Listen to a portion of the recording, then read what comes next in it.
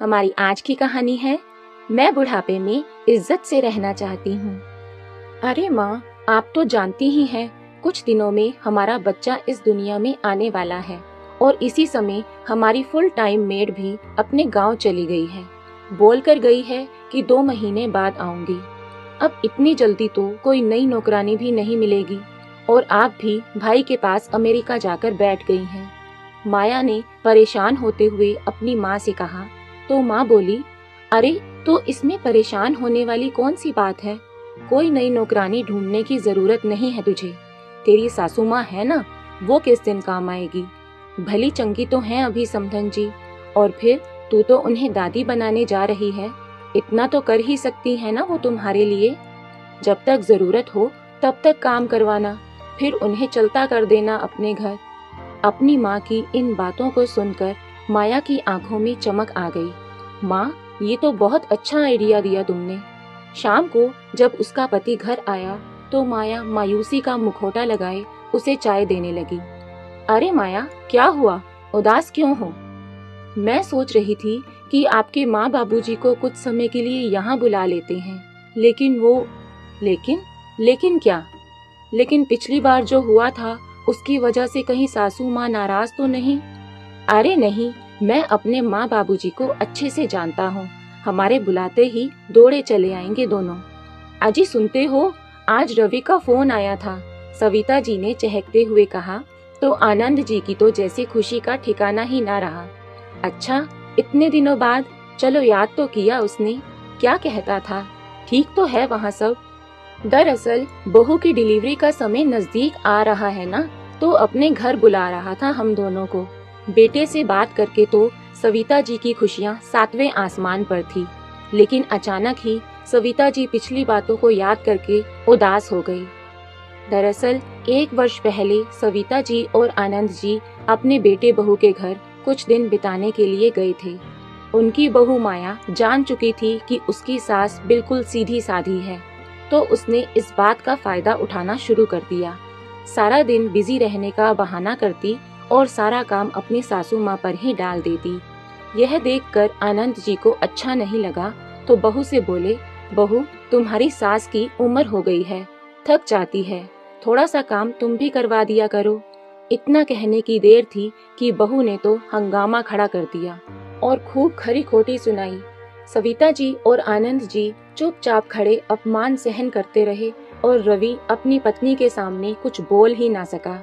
सविता जी और आनंद जी अपने सम्मान की रक्षा करते हुए अपने घर वापस आ गए थे। सविता जी पिछली यादों में गुम थी। इतने में आनंद जी बोले, अरे सविता, किन बातों में खो गई तुम भी? अभी तक सोच ही रही हो?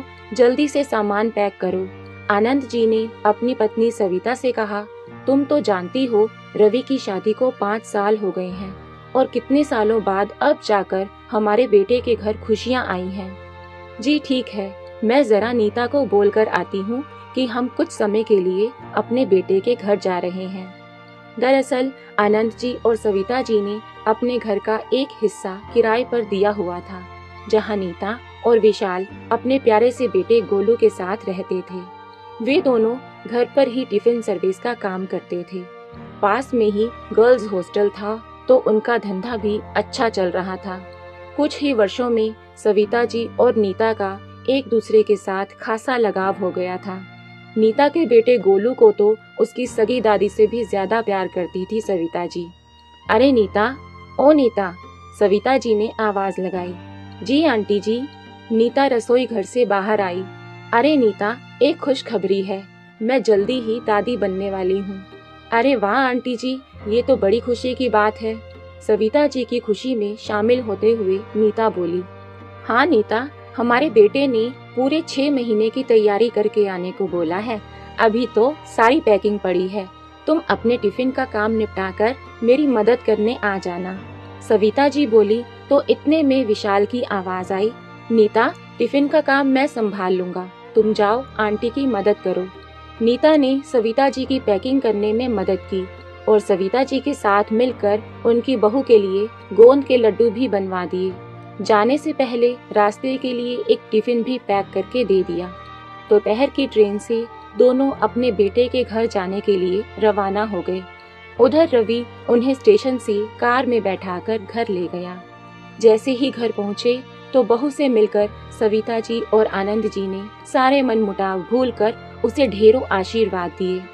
सविता जी ने घर पहुँचते ही घर के सारे कामों की जिम्मेदारी ले ली। सारा घर जो काम वाली बाई की अनुपस्थिति में बिखरा हुआ था, सविता जी ने आते ही बड़ी कुशलता के साथ सुव्यवस्थित कर दिया। रोजाना अपनी बहू को सुपाच्य और पौष्टिक खाना बनाकर खिलाया। बहू की बातों में तो जैसे मिश्री ही घुल गई थी। सारा दिन माँ जी करके उनसे अपने सारे काम करवा लेती थी। नियत समय पर माया ने बच्ची को जन्म दिया। दादा दादी के तो जैसे पाँव ही जमीन पर नहीं पड़ रहे थे।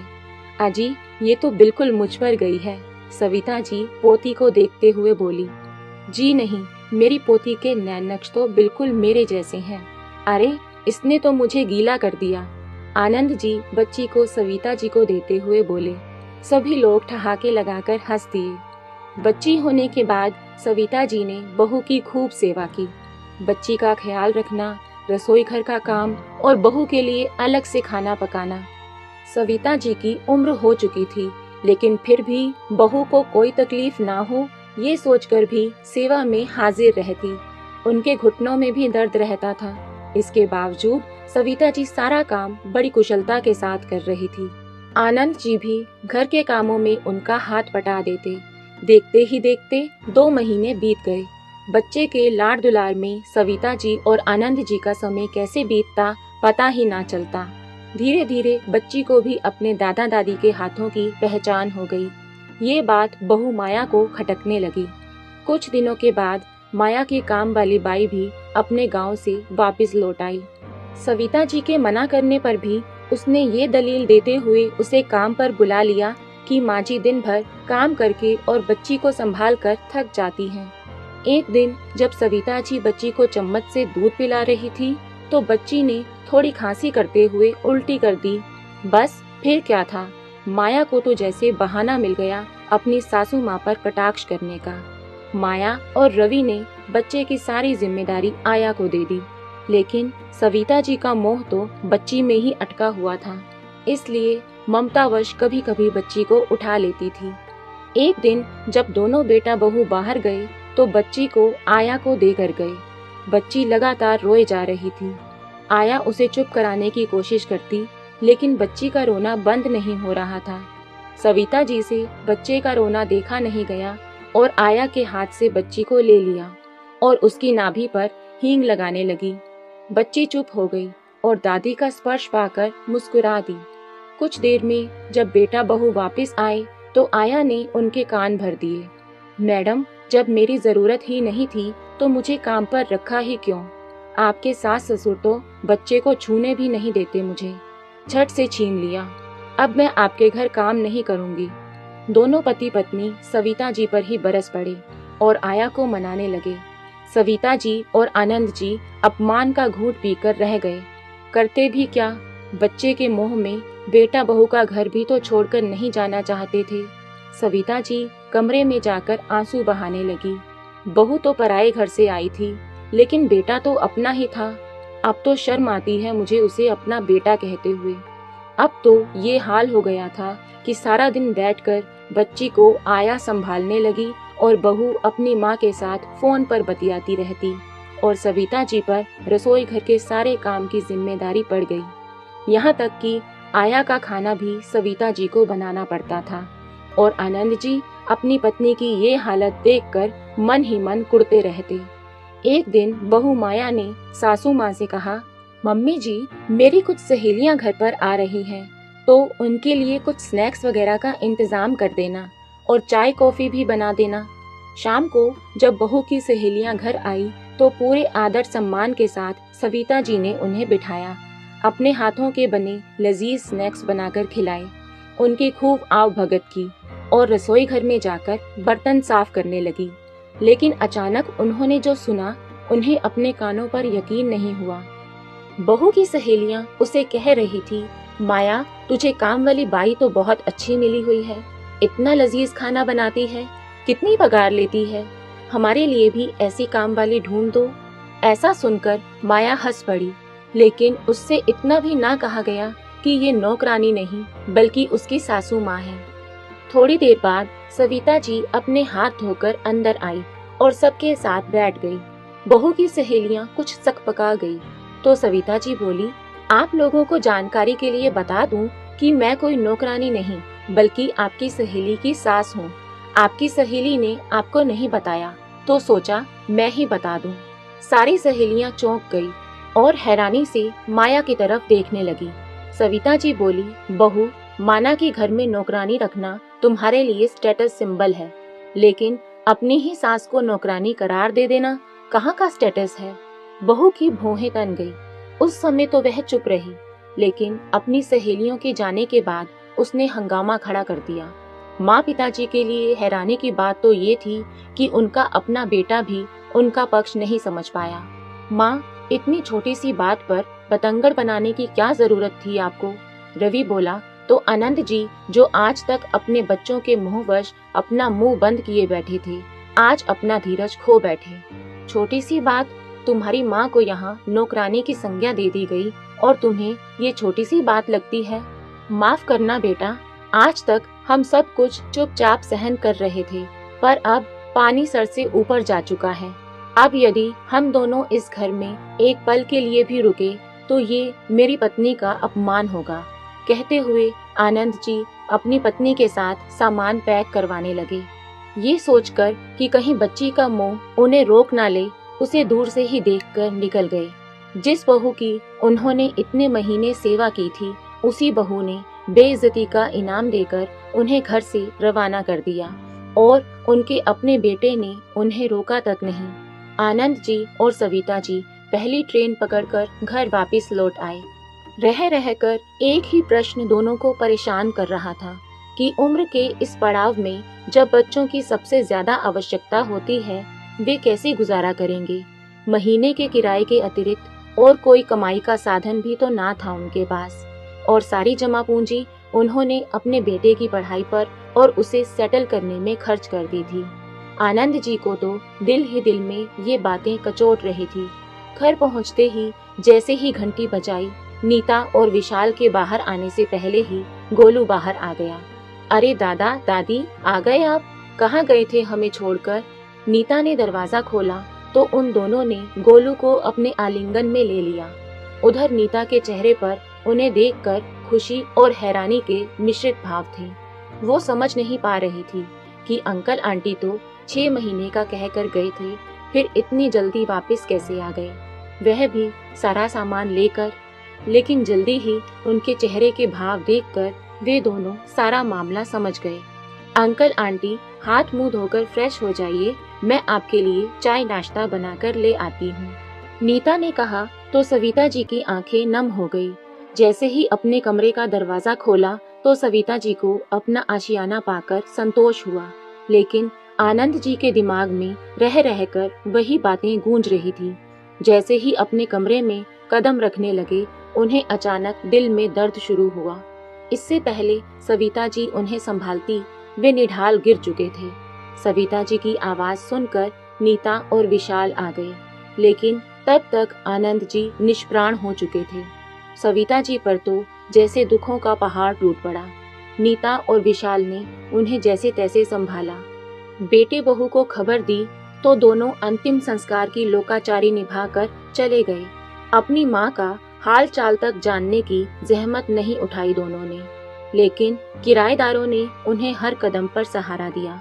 धीरे धीरे समय बीतने लगा और सविता जी की हालत भी अब कुछ सामान्य होने लगी। एक दिन नीता और विशाल का बेटा गोलू कुछ बीमार पड़ गया तो उसे दिन भर हॉस्पिटल में एडमिट रखना पड़ा। सविता जी को तो वैसे भी खाना बनाने का शौक था, तो नीता की अनुपस्थिति में सविता जी ने टिफिन का सारा काम संभाल लिया। सभी ग्राहकों को उनका खाना बहुत पसंद आया और हॉस्टल की लड़कियां तो उनके खाने की दीवानी ही हो गई।